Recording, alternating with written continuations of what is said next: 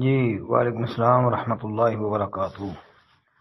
محترم بھائی نے یہ ایک پوسٹ بھیجی ہے جی، درختوں اور پتھروں کا نبی صلی اللہ علیہ وسلم کو سجدہ۔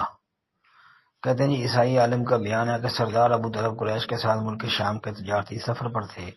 قافلہ جو ہے وہ بحیرہ راہب کے پاس سے گزرنے لگا تو وہ راہب جو کبھی انہیں توجہ نہ دیتا تھا، اس نے لپک کر نبی علیہ الصلوۃ والسلام کا ہاتھ پکڑ لیا اور کہنے لگا یہ سارے جہانوں کے سردار اور رب العالمین کے رسول ہیں اور یہ رحمت للعالمین ہوں گے۔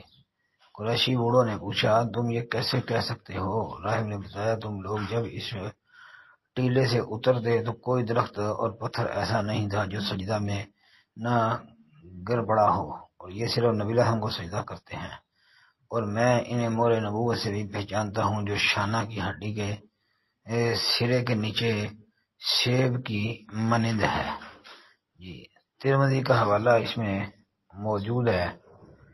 اچھا جی 3620۔ اب محترم بھائی یہ روایت 3620 نمبر پر ترمذی کے اندر موجود ہے، لیکن یہ روایت جو ہے نا صحیح نہیں ہے، اگرچہ بعض علماء نے اس کو صحیح قرار دیا ہے۔